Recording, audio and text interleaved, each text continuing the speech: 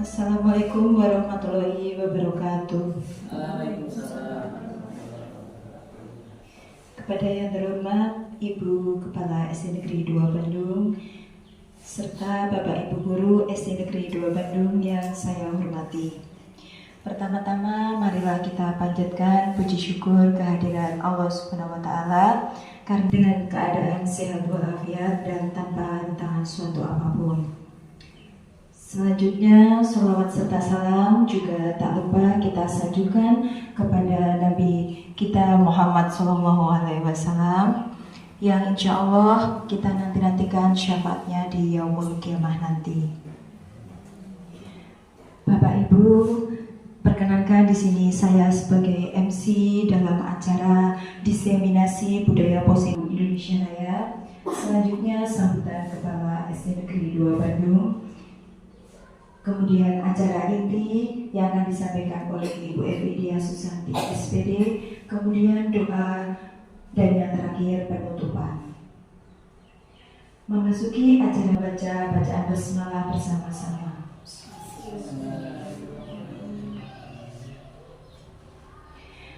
Memasuki acara selanjutnya yaitu menyanyikan lagu Indonesia Raya. Kepada yang bertugas di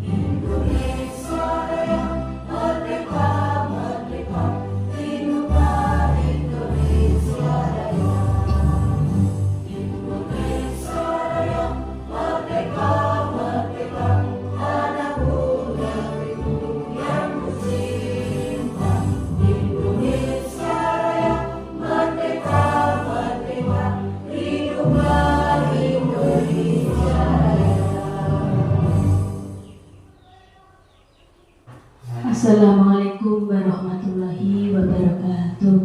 Waalaikumsalam warahmatullahi wabarakatuh.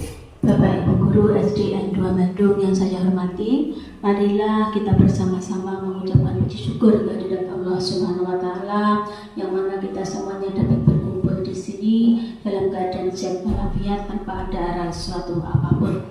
Kedua kalinya sholawat serta salam semoga tetap terlimpahkan kehadirat Nabi besar Muhammad Sallallahu Alaihi Wasallam, Nabi yang insya Allah kita nantikan syafaatnya di Yaumul Qiyamah nanti. Allahumma amin amin ya rabbal alamin. Bapak Ibu yang saya hormati, hari ini Kamis tanggal 19 Oktober tahun 2023 kita bersama melaksanakan diseminasi budaya positif. Oleh karena itu saya mohon dengan segala hormat kepada Bapak Ibu semuanya nanti panjenengan mengikuti bersama. Dan untuk selanjutnya program ini adalah salah satu program dari guru penggerak kita yaitu Bu Evi Dia Susanti. Pesan saya mudah-mudahan panjenengan sebagai guru penggerak kedepannya SD kita ini bisa menjadi lebih maju. Panjenengan juga merasa tergerak dan juga tergerak apapun dan juga lebih profesional dalam menjalankan tugas di lembaga kita ini. Mudah-mudahan kedepannya SD kita tetap jaya, lebih maju, muridnya juga bertambah. Bapak Ibu yang saya hormati, hanya ini yang bisa saya sampaikan. Apabila ada kurang lebihnya mohon maaf. Akhirul kalam wabillahi taufiq wal hidayah. Wassalamualaikum warahmatullahi warahmatullahi wabarakatuh. Waalaikumsalam. Demikian sambutan dari Ibu Kepala SD Negeri 2 Bandung, disampaikan terima kasih. Memasuki acara selanjutnya yaitu acara inti dengan tema diseminasi budaya positif dari Ibu Evi Dia Susanti SPD. Kepada beliau dipersilahkan.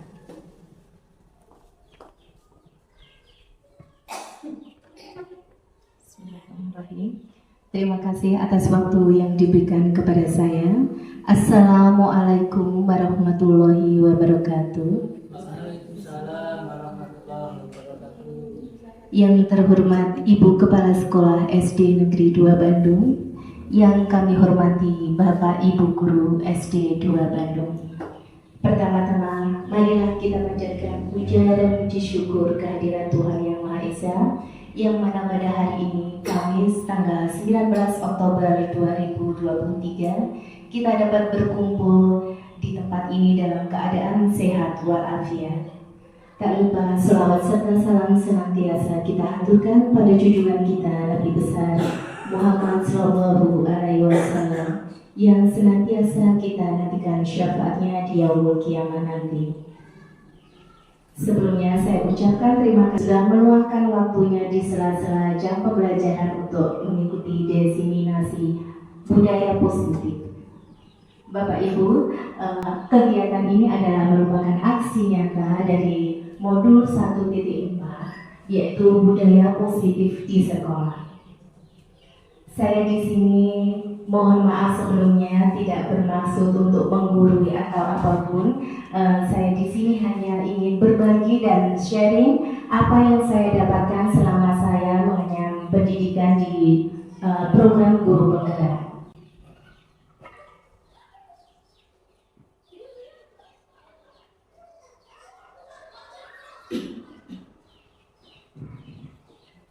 Yang pertama adalah kita akan membahas filosofi Ki Hajar Dewantara. Menurut beliau, pendidikan itu menuntun segala kodrat anak, baik kodrat alam maupun kodrat zamannya, untuk mencapai keselamatan dan kebahagiaan setinggi-tingginya sebagai manusia dan sebagai anggota masyarakat. Nah, di sini Bapak Ibu, untuk kodrat alam dan kodrat zaman ini memang dipertahankan. Di sini kita akan melaksanakan sebagai guru yang mengemong anak atau sistem among. Jadi kita selama mendidik anak-anak ini, kita selayaknya sebagai pamong mereka dengan tulus, dengan penuh kasih sayang. Kemudian ada istilah menghamba pada murid. Nah, ini kalau didengarkan sepertinya loh, menghamba kok kepada murid. Biasanya menghamba itu kepada Tuhan. Nah, ini kok menghamba kepada murid, artinya bagaimana? Artinya adalah bahwa sebagai guru kita harus mampu menggali segala potensi dari peserta didik kita, dari murid kita. Kita juga harus bisa memberikan pendidikan dan pengajaran sesuai dengan karakteristiknya, sesuai dengan minat dan bakatnya masing-masing, sehingga nanti mereka akan dapat terjun ke dalam masyarakat. Kalau di kelas sebelum kita memulai pembelajaran, Bapak Ibu guru biasanya memberikan pertanyaan pemantik. Hari ini saya juga akan memberikan pertanyaan pemantik. Yang pertama adalah, apakah penggunaan hukuman itu efektif untuk memberikan efek jerah pada anak? Bagaimana menurut Bapak Ibu guru? Pak Yayan, bagaimana? Apakah setuju atau bagaimana kalau hukuman itu efektif? Tergantung hukumannya. Oh gitu. Hukuman itu banyak apa ya? Istilah, tapi banyak yang artinya luas. Ada yang negatif, ada yang positif gitu. Jadi ya tergantung nanti bagaimana hukumannya yang diberikan. Oh gitu. Berarti sesuai dengan situasi dan kondisi pada saat itu. Oh baik, iya. Yang kedua, apakah penghargaan dapat meningkatkan motivasi dan kreativitas anak lain? Ini ibu saja yang menjawab. pendapat saya, meningkatkan motivasi dan kreatif anak itu bisa dengan penghargaan, walaupun itu dengan penghargaan kecil, dengan tepuk tangan contohnya, dengan semua teman-teman sekelas, itu juga merupakan penghargaan. Terus penghargaan yang tertinggi kalau dari pengalaman saya mengajar itu dengan memberikan hadiah. Nah, begitu. Terima kasih. Terima kasih. Berarti penghargaan bisa efektif untuk meningkatkan motivasi dan kreativitas anak. Baik, kenapa saya memberikan pertanyaan ini? Karena nanti arahnya kita akan ke sana.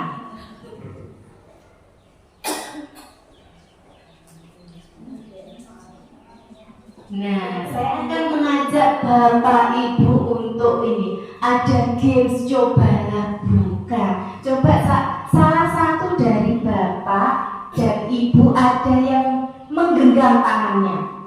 Coba salah satu siapa yang menggenggam, misalkan dari sini Pak Pur, dari sini Bu Irul, atau mungkin dari sini Bu Uswatun menggenggam salah satu. Nah, nanti rekan satunya akan merayu. Coba bukalah tanganmu, bisa nopo mboten jenengan membuka nanti. Monggo, coba salah satu menggenggam, yang lain merayu untuk membukanya. Apakah bisa? Coba, berarti yang berusaha membuka Bu Ria, coba dibuka usahanya. Kalau Bu berarti Bu Prapti, bisa nggak Bu Prapti membuka genggaman tangannya dari Bu Uswatun ini? Bisa. Saya lihat garis-garisnya itu. Oh, tidak bisa. Tidak bisa. Oh, tidak bisa. Saya ingin melihat garis-garisnya ini loh, Bu. Coba, saya teliti soalnya. Oh, ini rahasia. Rahasia pribadi, tidak untuk orang lain. Coba, tangan Ibu tadi bersih apa enggak? Coba saya lihat. Ya jelas bersih, siapa mandi. Kan cuci tangan. Ternyata Bu Suprati tidak berhasil ini. Coba kalau dari sini berhasil apa tidak? Langsung dibuka. Dengan gaya luar biasa. Ayo buka Bu. Ada banyak dari dalam. Ada sesuatu. Mungkin ada sesuatu di dalam. Aku ngomong. Saya mau lihat Bu, tolong dibuka Bu. Jangan. Ya, ternyata Bu Ria juga tidak berhasil. Kalau ini coba bapak-bapak ini kita meraih atau tidak nih bapak-bapak? Pak Yayan langsung dibuka. Masa buka kok dolanan. Buka tepak. Ayo Pak, wis dibuka Pak. Dolanan enak kok. Ternyata bisa, rayuannya mau ternyata. Iya, kenapa kok saya mengajak Bapak Ibu itu kok Gilsia membuka tadi bersedia sampai dirayu-rayu. Coba tuh saya lihat, ada garis tangannya itu bentuknya hati atau bentuknya spiral, tapi tetap tidak mau ternyata. Nah tadi kenapa kok tidak mau dibuka? Berarti apapun itu kontrolnya ada pada diri kita sendiri. Kalau kita meyakini sesuatu, maka kita akan kekeh mempertahankan apa yang menjadi pendapat kita tadi. Betul apa betul Bapak Ibu? Ya. Berarti tadi kalau Bu tadi yang satu membuka, oh berarti Pak Pur tadi mengizinkan Pak Pur untuk mengontrol dirinya. Ya sudah Pak, jangan kan bestie saya, langsung dibuka berarti mengizinkan. Nah Bapak Ibu, itu tadi gamesnya itu saya buka untuk mengarahkan pada disiplin positif. Di sini tujuannya untuk menanamkan disiplin positif ini adalah menanamkan motivasi pada murid untuk menjadi orang yang mereka inginkan dan menghargai diri sendiri dengan nilai-nilai yang mereka percaya. Nah, ini motivasi ini berasal dari dirinya sendiri. kalau motivasi itu berasal dari anak sendiri Bapak Ibu ya, insya Allah itu akan bertahan dalam jangka waktu yang panjang. Jadi dia tidak akan terpengaruh dengan adanya hukuman, penghargaan ataupun hadiah. Dia tidak terpengaruh. Kenapa?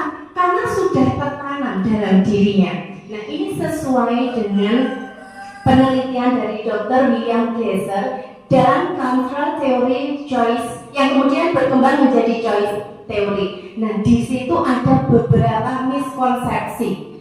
Nah, yang pertama miskonsepsinya adalah ilusi guru mengontrol murid. Nah, di sini ilusi guru mengontrol murid itu kadang kita kalau menyuruh anak-anak apa gitu, anak-anak kan mau gitu. Nah, itu ketika anak itu mau melakukannya, sebenarnya karena mereka itu mengizinkan kita untuk mengontrol mereka. Anak-anak memberikan kesempatan bagi guru itu untuk mengontrol mereka.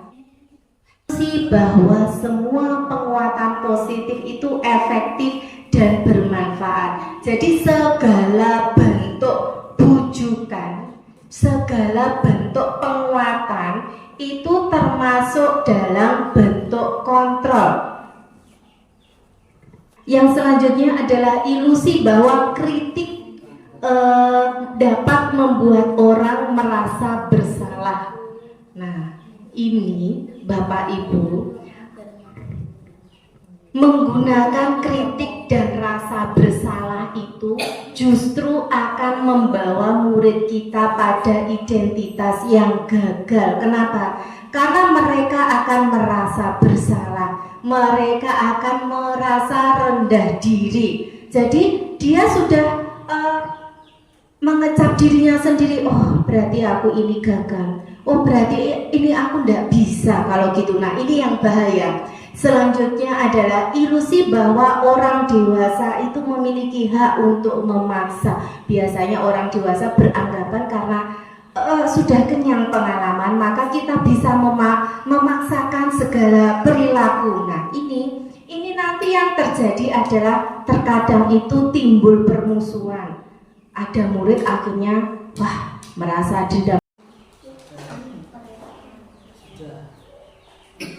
Selanjutnya adalah nilai-nilai kebajikan universal. Nah, ini ada satu pakar lagi, Diane Gosen, ini mengemukakan bahwa dengan mengaitkan nilai-nilai kebajikan yang diyakini seseorang, maka motivasi intrinsiknya itu akan terbangun, sehingga menggerakkan motivasi dari dalam untuk mencapai tujuan mulia yang diinginkan.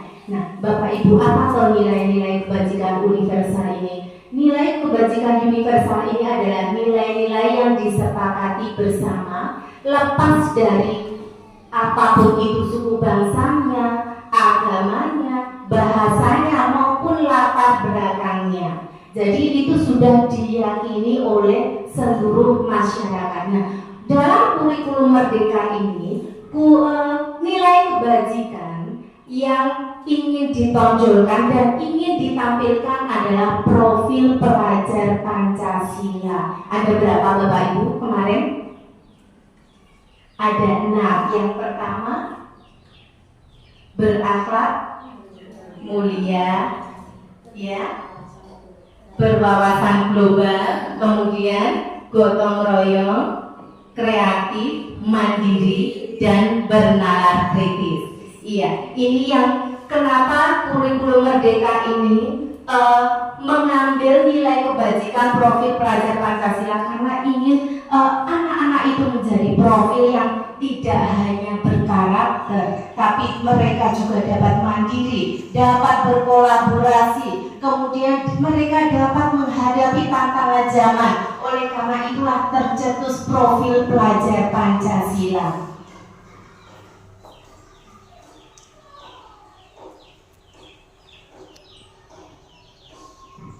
Selanjutnya ada teori motivasi. Nah, ini ada 3 teori motivasi, Bapak Ibu. Yang pertama itu adalah menghindari ketidaknyamanan atau hukuman. Nah, biasanya anak-anak yang melakukan ini, mereka menghindari permasalahan. yang mungkin bisa muncul dan berpengaruh pada mereka baik secara fisiknya maupun psikologisnya maupun tidak terpenuhinya kebutuhan mereka.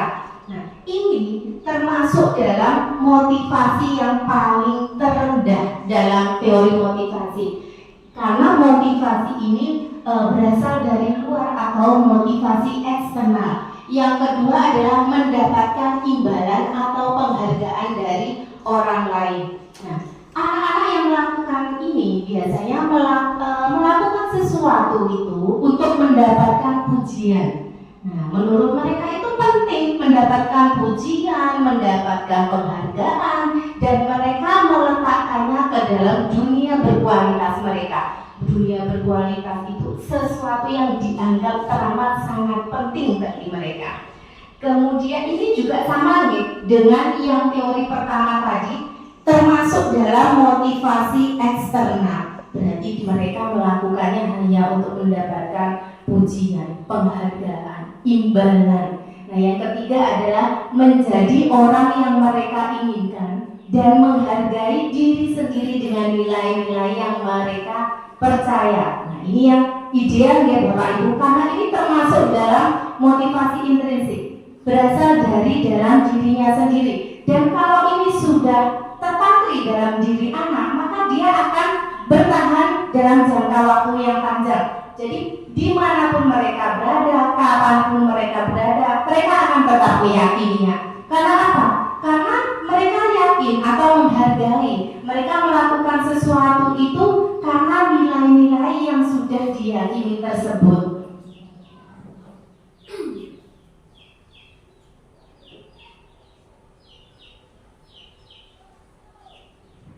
Nah, ini tadi yang sudah kita bahas dalam pertanyaan pematik. Ada hukuman, ada juga konsekuensi.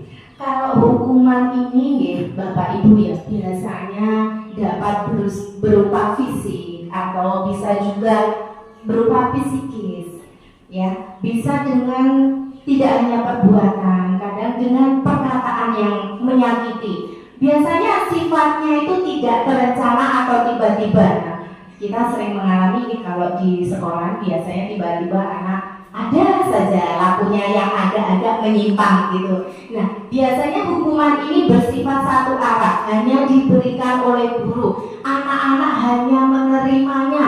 Mereka tidak diajak untuk menyepakati aturan tersebut ataupun diberikan arahan baik sebelum atau sesudahnya. Jadi mereka hanya tinggal menerima. Oleh karena itu disebut hukuman yang bersifat satu arah. Sedangkan konsekuensi, kalau konsekuensi ini sudah terencana. Kenapa? Karena sudah disepakati dan dibahas serta disetujui oleh guru dan murid. Contohnya kalau biasanya ada yang terlambat sedangkan Bapak Ibu guru sudah mengajar. Nah, biasanya konsekuensinya nanti istirahat, kamu tidak mendapatkan jam istirahat. Kenapa? Karena tugasnya yang tadi belum selesai.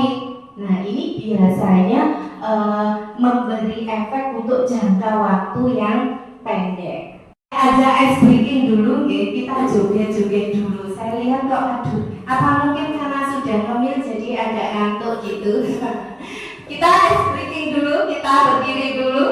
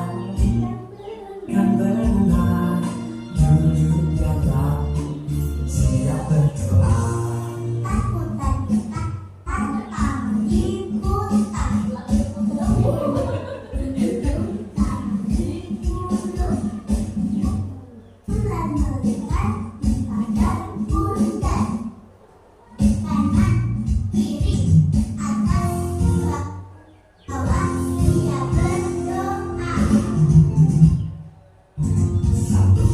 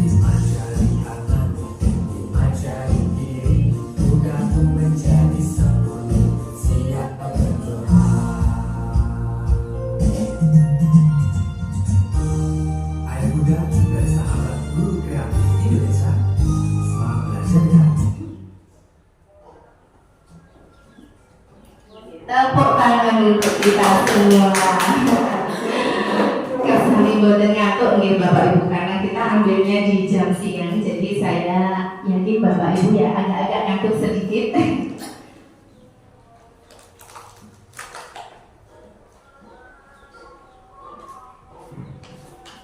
Selanjutnya adalah penghargaan dari Alficon. Dia di Punished by Rewards 1993 mengemukakan baik penghargaan atau hukuman adalah cara-cara mengontrol perilaku seseorang yang menghancurkan potensi untuk pembelajaran yang sesungguhnya. Kemarin saya dapat ini juga kaget. Kenapa? Karena saya juga sama beranggapan seperti Bu Suprati itu. Karena ketika saya mempraktekannya, itu memang anak-anak senang. Jadi mereka termotivasi, kelasnya jadi hidup, kelasnya jadi rame. Gitu anak-anak semangat. Tapi ternyata di sini kok berdasarkan penelitian dari Alficon kok malah sebaliknya gitu. Nah itu kemarin saya juga sempat bertanya kepada fasilitator saya, ini kok begini. Nah ternyata ini itu didasarkan juga pada penelitian gitu Bapak Ibu. Jadi tidak cuma asal comot saja, ini memang berdasarkan dari penelitian. Nah, penghargaan ini ada pengaruhnya untuk jangka pendek dan jangka panjang. Kalau jangka pendek memang efektif. Ketika kita menginginkan seseorang untuk melakukan sesuatu itu efektif, mereka akan melaksanakannya dengan segera. Tapi kalau untuk jangka panjang itu ternyata tidak efektif. Kenapa kok tidak efektif? Karena orang tersebut pada akhirnya tidak menyadari bahwa dia itu sudah melakukan sesuatu yang baik. Nah, kenapa? Karena dia orientasinya aku melakukan ini karena ada penghargaan. Jadi dia tidak menyadari. Yang kedua, penghargaan itu tidak efektif ternyata. Kenapa kok tidak efektif ya Bapak Ibu? Karena kalau kita menginginkan orang tersebut melakukan apa yang kita inginkan, maka kita harus terus-menerus memberikan penghargaan, memberikan hadiah, memberikan reward. Nah, kalau mereka tidak mendapatkannya, mereka juga terkesan kayak ogah-ogahan gitu. Kemudian yang ketiga itu adalah penghargaan merusak hubungan. Nah, penghargaan merusak hubungan ini bagaimana? Biasanya kan, wah dapat 100, selamat ya. Nah, ternyata itu berdasarkan penelitian ada beberapa anak itu yang akhirnya akan merasa iri. Nah, dan akhirnya ketika merasa iri itu mereka biasanya ya namanya anak-anak meluapkannya akhirnya kalau istilahnya sekarang boso Jawa ini batur-baturan begitu banyak ya Bapak Ibu ya itu ya kalau di zaman sekarang termasuk dalam kategori bullying. Nah kemudian ketika tidak hanya itu saja, selain menimbulkan rasa iri, anak yang merasa tidak memiliki kesempatan, mereka akan berhenti untuk mencoba. Nah itu, yang kemudian penghargaan itu ternyata mengurangi ketepatan. Nah, dari sebuah penelitian, anak yang melakukan sesuatu atau mengerjakan sesuatu dengan diiming-imingi dengan hadiah, ternyata mereka itu banyak melakukan kesalahan daripada yang tidak diiming-imingi dengan hadiah tersebut. Selanjutnya adalah penghargaan menurunkan kualitas. Penghargaan menurunkan kualitas ini berarti ketika mereka mendapatkan penghargaan, mereka akan bekerja dengan sungguh-sungguh. Tetapi juga akan mengerjakannya dengan sekenanya saja. Kayak sudah, kalau anak-anak yang penting tak garap, biasanya seperti itu gitu. Kemudian yang terakhir adalah penghargaan mematikan kreativitas. Penghargaan mematikan kreativitas ini pernah dilakukan penelitian pada pekerja seni. Ternyata mereka diiming-imingi dengan penghargaan, kreativitasnya itu menurun. Nah, kenapa? Karena mereka toh aku nanti juga akan mendapatkan ini. Sudah seperti ada rasa kayak ngebuh nih. Aku nanti toh aku sudah mendapatkan ini. Jadi mereka tidak mengupgrade kreativitasnya. Yang terakhir adalah penghargaan itu menghukum. Kenapa? Karena proses belajar sendiri itu sebenarnya adalah nilai yang bagus untuk sebuah reward atau sebuah penghargaan dari kerja kerasnya itu sudah merupakan penghargaan tersendiri, Bapak Ibu. Yang menekankan pada keyakinan untuk memotivasi seseorang dari dalam.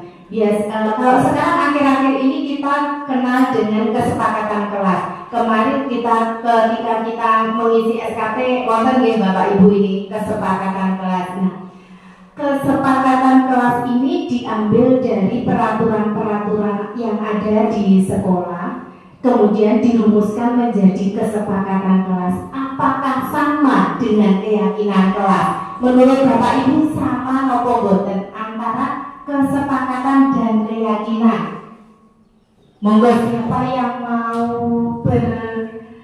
berpendapat? Menurut saya antara kesepakatan dengan keyakinan itu kok tidak sama. Kalau keyakinan itu diambil dari hati kita, dalam diri kita sendiri, sedangkan kesepakatan itu hasil dari beberapa orang atau lebih. Beda kalau keyakinan, ini keyakinan dari saya, dari naluri saya sendiri. Kalau kesepakatan yang dari beberapa, hasil dari keyakinan dua orang ataupun lebih.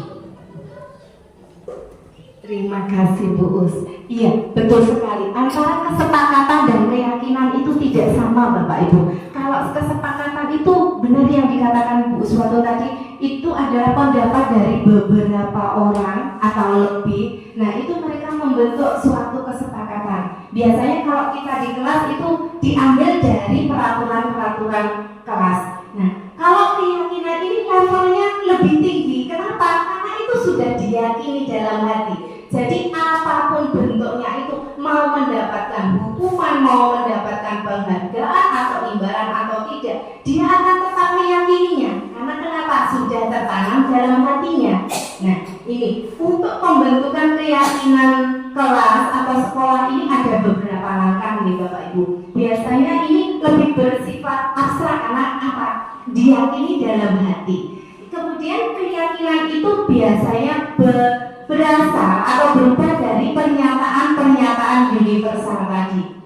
Selanjutnya adalah pernyataan keyakinan kelas itu senantiasa dibuat dalam bentuk positif. Jadi kita tidak boleh membuat keyakinan kelas, bahkan kesepakatan kelas pun kita membuatnya dalam bentuk positif. Kenapa? Karena kita acuannya agar anak itu selalu berpikir positif. Nah, selanjutnya adalah keyakinan kelas itu hendaknya tidak terlalu banyak. Kenapa? Agar mudah diingat. Kalau banyak nanti anak-anak sudah bingung. Kok akeh mentok? Ngapa bingung? Meyakini satu aja kadang bingung Bu. Gitu biasanya kalau anak rendah. Kemudian keyakinan kelas ini sebaiknya sesuatu yang dapat diterapkan di lingkungannya. Kenapa? Karena setiap sekolah itu tidak sama, lingkungannya bagaimana tidak sama nih Bapak Ibu. Seperti kita lingkungannya dekat pasar. Mungkin kalau keyakinan kita diterapkan di kota, ya tidak masuk. Keyakinannya SD di kota diterapkan di kita, ya tidak masuk karena lingkungannya sudah berbeda. Nah, kemudian semua warga kelas itu sebaiknya berkontribusi dalam pembuatan keyakinan kelas itu lewat kegiatan curah pendapat. Jadi seluruh warga kelas diajak berkontribusi. Kenapa? Karena nantinya mereka yang akan meyakini. Tidak hanya kita sebagai guru, tapi anak-anak juga. Nah, kemudian keyakinan kelas itu harus ditinjau dari waktu ke waktu. Jadi menyesuaikan dengan situasi dan kondisi yang ada di lingkungan tersebut. Jadi tidak terus harus ini, selama setahun harus ini. Boten, kita bisa meninjau ulang, misalkan 3 bulan ke depan, 4 bulan ke depan, sesuai apa boten nggih. Nah, kita bisa tinjau ulang lagi dalam mendapatkan apa yang kita inginkan. Terkadang kita melihat anak yang melakukan pelanggaran. Nah, anak yang melakukan pelanggaran tersebut berarti kebutuhan dasarnya itu tidak terpenuhi. Kalau kebutuhan mereka terpenuhi, pasti mereka tidak ada yang melanggar. Nah, kebutuhannya manusia itu apa saja toh? Yang pertama itu kebutuhan bertahan hidup. Bapak Ibu di sini pasti juga termasuk salah satu ini, kebutuhan bertahan hidup. Nggih, nggih boten. Bekerja untuk bertahan hidup. Nah, ini kebutuhan bertahan hidup ini sifatnya fisiologis, biologis, dan psikologis. Kalau fisiologis biasanya kita untuk rumah, untuk kesehatan, makanan, dan ternyata kalau biologis itu proses reproduksi itu juga salah satu kebutuhan manusia, kebutuhan dasar manusia ternyata ini juga. Selanjutnya adalah psikologis. Psikologis itu apa? Rasa aman, rasa nyaman, jelas tapi membutuhkan kebutuhan ini. Pasti rasa bahagia, bahagia atau tidak yang di sini? Ngantuk. Ngantuk. Nah, yang selanjutnya adalah kasih sayang dan rasa diterima. Nah, ini kebutuhan untuk diterima. Kebutuhan untuk diterima ini biasanya dia ingin menjadi bagian dari suatu kelompok, ingin diakui. Anak-anak biasanya kan seperti itu ya Bapak Ibu, ingin diakui dalam satu kelompok, jadi mereka itu kemudian ikut-ikutan. Ini sudah kadang kita kan ketika mereka melakukan sesuatu pelanggaran, kamu tahu kalau ini salah? Tahu Bu, kok Ibu lakukan? Karena mereka itu apa? Ingin diterima sebenarnya, ingin diterima dalam kelompok ini. Nanti kalau aku tidak ikut-ikut, aku tidak ditemenin, gitu loh takutnya itu. Yang ketiga adalah penguasaan. Penguasaan itu kebutuhan akan pengakuan atas kemampuannya. Jadi biasanya anak-anak itu ingin dianggap, ingin diakui kalau mereka itu bisa. Mereka itu bisa membuat pencapaian. Makanya kalau membuat sesuatu kadang mereka, Bu, aku bisa buat ini, Bu, aku bisa buat ini. Biasanya sering ngomong begitu di kelas, sering ya. Karena itu mereka ingin ini. Kebutuhan akan pengakuan atas kemampuannya itu diakui. Selanjutnya adalah kebebasan. Kebebasan itu kebutuhan akan pilihan. Nah, kebutuhan akan pilihan ini biasanya dia itu meminta ini. Dia itu banyak bergerak. Dia selalu ingin mencoba-coba. Nah, biasanya juga tidak terpengaruh dengan orang lain. Karena kenapa? Karena itu dia kebebasannya itu yang ingin dieksplor sama dia. Yang terakhir adalah kesenangan. Ini kebutuhan untuk merasa senang, untuk tertawa, untuk bahagia. Nah, biasanya anak-anak kalau waktu pelajaran kayak bosan gitu. Tapi kalau istirahat, waduh langsung semangat. Kenapa? Karena mereka sedang memenuhi kebutuhannya akan kesenangan. Ruang kita ini Bapak Ibu.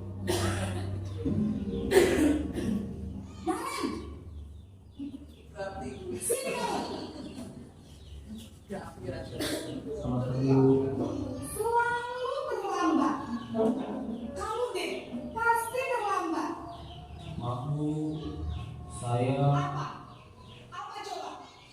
Alasan kamu apa lagi? Kapan sih kamu tidak terlambat? Dasar pemalas. Gak kapok-kapok sih kamu. Sudah berapa kali terlambat? Kamu keliling lapangan basket 2 kali. Kenapa saya harus ke lapangan basket, Bu? Kenapa? Kamu anak ibu berani-beraninya jawab sudah terlambat, masih berani jawab enggak? Sekarang keliling lapangan basket 5 kali sekalian, biar kamu pergi sana lapangan basket. Di sini lapangan rumahnya. Tidak sarapan dengan semangat.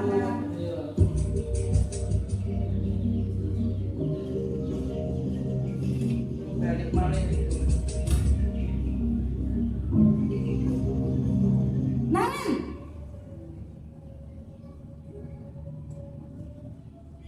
Selamat pagi, Bu. Naren, kamu kenapa terlambat lagi, nak? Ya Tuhan, Naren, kamu senang ya bikin ibu susah ya? Kalau kamu terlambat lagi, nanti ibu yang ditegur bapak kepala sekolah, nak. Disangka ibu tidak bisa membina kamu. Duh, gimana ini? Maaf, Bu. Duh, Gusti Naren, kamu suka ya kalau ibu ditegur bapak kepala sekolah? Terus, sekarang ibu harus tulis apa ya di buku absen? Ini kamu sudah sering terlambat loh. Ibu harus apa coba? Maaf, Bu. Maaf sekali.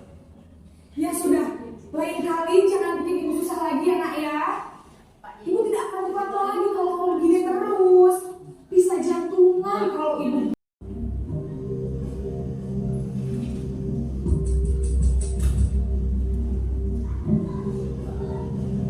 Naren,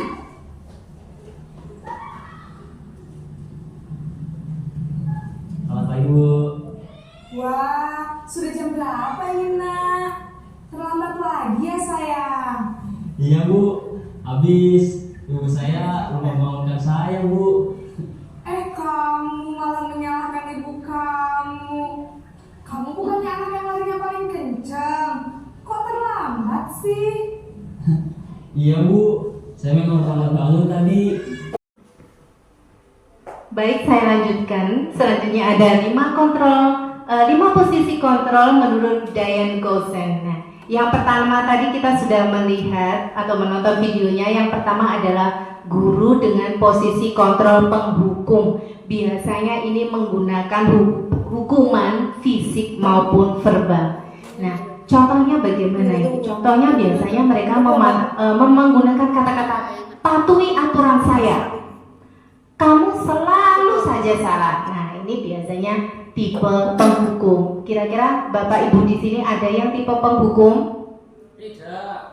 Baik, alhamdulillah. Yang kedua adalah pembuat rasa bersalah. Biasanya suaranya itu lembut, membuat anak-anak itu tidak nyaman, merasa bersalah, kemudian rendah diri. Nah, ini itu pembuat rasa bersalah ini adalah posisi kontrol yang mengkhawatirkan. Kenapa? Mengkhawatirkan bagi anak, karena akhirnya dia itu menjadi seseorang dengan identitas gagal. Aku itu ternyata kok ini ya, aku itu tidak baik, aku itu jelek, karena ternyata guruku saja kecewa dengan saya. Pembuat rasa bersalah ini mereka akan berkata, ibu sangat kecewa sekali dengan kamu.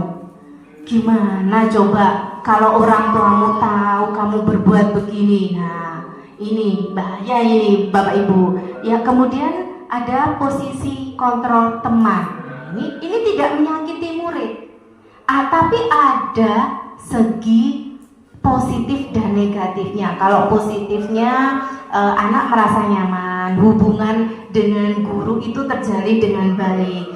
Tetapi negatifnya, dia hanya akan menurut dengan guru itu saja. Dia akan menurut dengan orang-orang tertentu saja, itu negatifnya. Kemudian ada tipe pemantau. Ini biasanya berawal dari stimulus dan respon. Nah, guru yang melaksanakan posisi kontrol pemantau ini karena dia merasa bertanggung jawab. Nah, bertanggung jawab untuk mengontrol muridnya, biasanya dengan konsekuensi. Kamu kalau melakukan pelanggaran, berarti konsekuensinya harus seperti ini. Biasanya kalau pemantau seperti itu. Posisi kontrol yang ideal itu adalah manajerial. Manajerial ini, kenapa kok ideal? Karena posisi kontrol ini dapat mengarahkan murid menjadi pribadi yang mandiri, merdeka, dan bertanggung jawab atas segala perilaku dan sikapnya, sehingga dapat menciptakan lingkungan yang positif, aman, dan nyaman. Tetapi untuk sampai di posisi ini kita ya harus banyak berlatih.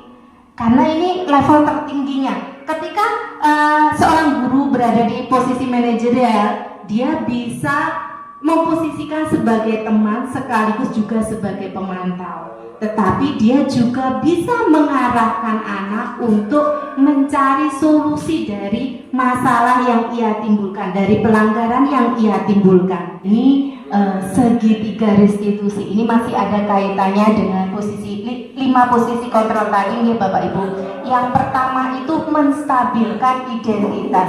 Nah, menstabilkan identitas itu bertujuan untuk mengubah identitas gagal pada anak itu menjadi identitas yang sukses. Sebenarnya ketika anak itu melakukan sebuah pelanggaran, dia itu tahu dia itu salah. Nah, tugas kita itu jangan malah menyalahkan. Tugas kita itu menstabilkan dia, identitasnya, emosinya. Contohnya seperti apa kata-katanya? Contohnya seperti ini. Setiap orang pasti pernah melakukan kesalahan. Kamu bukan satu-satunya yang pernah melakukan ini. Atau mungkin bisa dengan kata-kata seperti ini. Manusiawi jika seseorang itu melakukan kesalahan. Nah, kalau sudah kita menstabilkan identitas, kita akan berlanjut ke tahapan berikutnya, yaitu validasi tindakan yang salah. Nah, validasi tindakan yang salah ini kita mengarahkan anak untuk mengetahui bahwa apa yang dia lakukan itu merupakan sesuatu hal yang tidak baik. Nah, ketika kita berada di validasi tindakan yang salah ini, kita akan mengarahkannya dengan kata-kata misalkan, kamu tentunya punya alasan mengapa melakukan itu. Adakah cara yang lebih efektif untuk mendapatkan apa yang kamu butuhkan? Nah, ini kita mengarahkan anak, membimbing anak untuk dapat mencari solusi dari apa yang telah dia lakukan, pelanggaran yang dia lakukan. Jadi tugasnya guru itu tidak memberikan poin, kamu harus begini, kamu harus begini, tapi kita mengarahkan biar mereka bisa berkembang, kemudian mereka bisa menentukan harus bagaimana langkah saya bila saya mengalami atau melakukan kesalahan. Yang terakhir kemudian menanyakan keyakinan. Kalau tahapan pertama sudah kita laksanakan, tahapan kedua sudah kita laksanakan, yang terakhir adalah kita akan menanyakan keyakinan kelasnya. Kamu ingin menjadi orang seperti apa? Nah, ini penggaris bawahannya itu di sini. Jadi di menanyakan keyakinan ini kita menumbuhkan motivasi intrinsik pada anak. Jadi agar anak itu tidak mengulangi kembali kesalahan-kesalahannya. Jadi kita akan tidak hanya menstabilkan identitasnya, tidak hanya memvalidasi tindakannya, tapi kita juga menanyakan keyakinan apa yang dia yakini. Alhamdulillah, sekarang kita sudah sampai di penghujung acara diseminasi ini. Nah, Bapak Ibu, nanti saya ada pantun. Nanti kalau saya berpantun, jenengan teriak cakep, ngaten nggih. Nah, baik. Are you ready? Are you ready? Siang-siang pergi ke kota. Jangan lupa beli alpukat.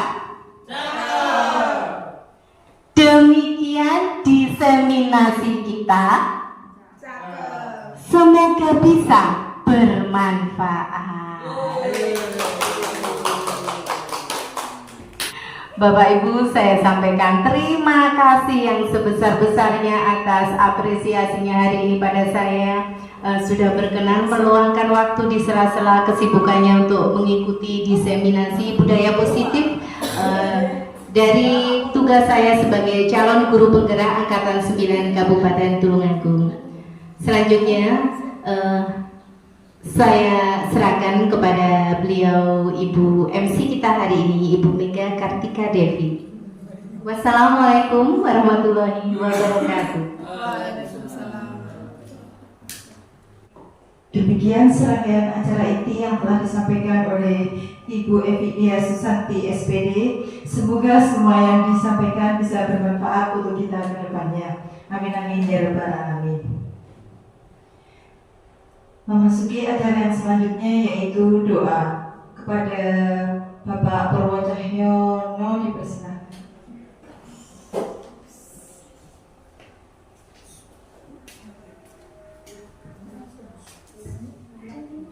Bismillahirrahmanirrahim. Assalamualaikum warahmatullahi wabarakatuh. Bapak Ibu semua, marilah kita berdoa. Semoga ilmu yang diberikan oleh Ibu Evidia Susanti memberi pengetahuan yang baru, kemudian bermanfaat bagi kita semua. Bismillahirrahmanirrahim. Allahumma sholli wa sallim ala sayyidina Muhammad sayyidil awwalin wal akhirin wa sallallahu tabaraka wa sahabat Rasulullah ajma'in. Hamdan yuafi ni'amahu wa yukafi mazidah. Ya Rabbana lakal hamdu kama yanbaghi li jalali wajhika al-misbah. Allahumma injina biha min jami'il ahwali wal afat wa tuqdi lana biha min jami'il hajat wa tutahhiruna biha min jami'is sayyi'at wa tarfa'una biha 'indaka 'ala ad-darajat wa tuballighuna biha as-suhiyat min jami'il khairati fil hayati wa ba'dal mamat. Rabbi ighfirli dhunubi wa li walidayya warhamhuma kama rabbayani shaghira. Rabbana atina fid dunya hasanah wa fil akhirati hasanah wa qina adzabannar. Subhanaka rabbika rabbil izzati amma yasifun. Wassalamun alal mursalin walhamdulillahi rabbil alamin. Amin. Assalamualaikum warahmatullahi wabarakatuh. Demikian pembacaan doa disampaikan, terima kasih. Memasuki acara yang terakhir yaitu penutupan. Di sini saya sebagai MC mengucapkan mohon maaf yang sebesar-besarnya apabila selama acara ini saya memiliki kurang atau lebihnya. Saya mohon maaf yang sebesar-besarnya dan semoga apa yang telah kita jalani dalam acara ini bisa bermanfaat bagi kita ke depannya. Marilah kita akhiri acara ini dengan membaca hamdalah bersama-sama. Alhamdulillah. Sekian, wassalamualaikum warahmatullahi wabarakatuh. Pada suatu pagi yang cerah di SD Negeri 2 Bandung, Kabupaten Tulung Agung.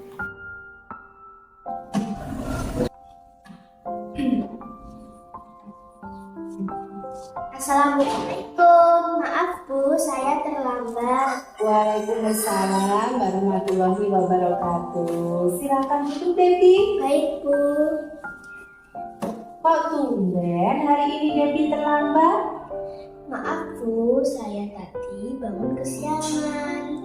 Tidak apa-apa berbuat salah, karena manusia itu tidak ada yang sempurna. Baik Bu. Iya, tapi kamu pasti punya alasan kenapa hari ini kamu datang terlambat. Kalau boleh Ibu tahu, apa alasannya? Tadi malam saya membantu ayah dan ibu berjualan nasi goreng Bu. Jadi saya terlambat bangun tadi. Wah, itu senang sekali mendengarnya. Kamu punya inisiatif untuk membantu kedua orang tuamu. Tadi malam ketika kamu membantu berjualan, apakah kamu masih sempat untuk belajar? Saya masih bisa Bu, belajar Bu. Kalau tidak ada pembeli, saya langsung membuka buku pelajaran. Alhamdulillah, Ibu senang mendengarnya. Kamu tidak melupakan kewajibanmu. Namun, keyakinan kelas, apakah yang kita miliki? Datang ke sekolah tepat waktu, Bu. Apakah Debbie meyakininya? Saya meyakininya, Bu. Baik, kira-kira apakah tindakan Debbie hari ini mencerminkan keyakinan kelas kita? Belum Bu, tapi saya berjanji mulai besok tidak akan terlambat lagi. Baiklah, Ibu senang mendengarnya. Kira-kira apa yang akan Debbie lakukan agar kejadian ini tidak terulang lagi? Setelah membantu berjualan, jam 9 saya akan pulang untuk tidur, Bu, agar besoknya tidak terlambat lagi. Nanti di rumah adakah yang menemani Debbie? Ada, Bu, nenek saya. Iya, baik. Apakah selain solusi tadi Debbie mempunyai solusi yang lain? Saya akan menyetel alarm, Bu. Saya juga akan minta tolong ayah dan ibu untuk membangunkan saya. Baik Debbie, Ibu senang mendengarnya. Berarti besok Debbie bisa datang tepat waktu ke sekolah? Bisa, Bu. Iya, sekarang Debbie ganti baju olahraga dulu ya, dan susul teman-temanmu untuk mengikuti pelajaran olahraga di lapangan. Baik, Bu. Terima kasih. Sama-sama Debbie. Siang itu ketika jam istirahat berlangsung,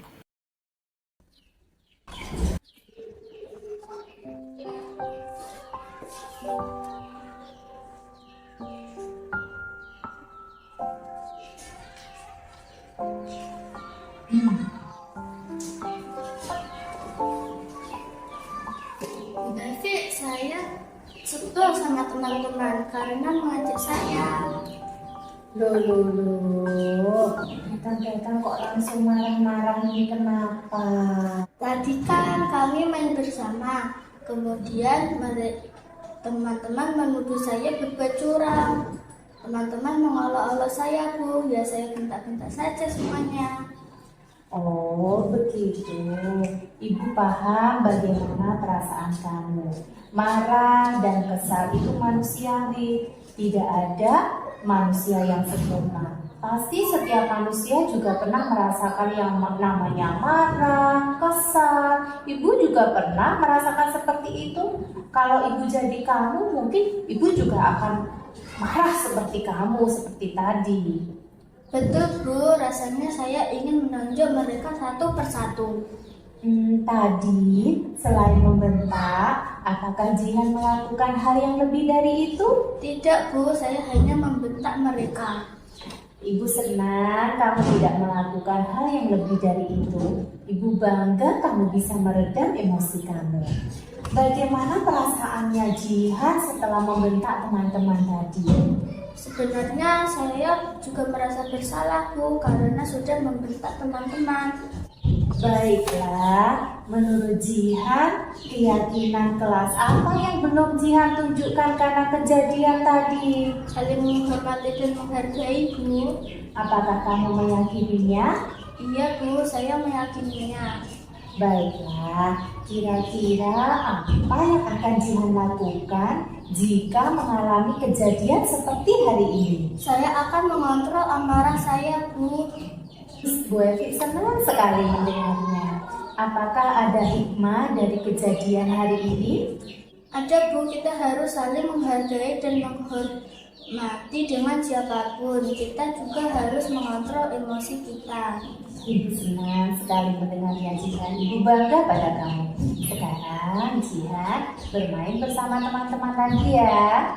Baik, Bu. Terima kasih. Sama-sama Jihan. untuk menyelesaikan kedua kasus tersebut, saya menggunakan posisi kontrol manajerial dan tahapan dalam segitiga restitusi. Posisi kontrol manajerial memberi kesempatan pada murid belajar dari kesalahan dan berupaya mencari solusi. Selaras dengan manajerial, segitiga restitusi merupakan proses menciptakan kondisi bagi murid untuk memperbaiki kesalahan mereka, sehingga mereka bisa kembali pada kelompok mereka dengan karakter yang lebih kuat.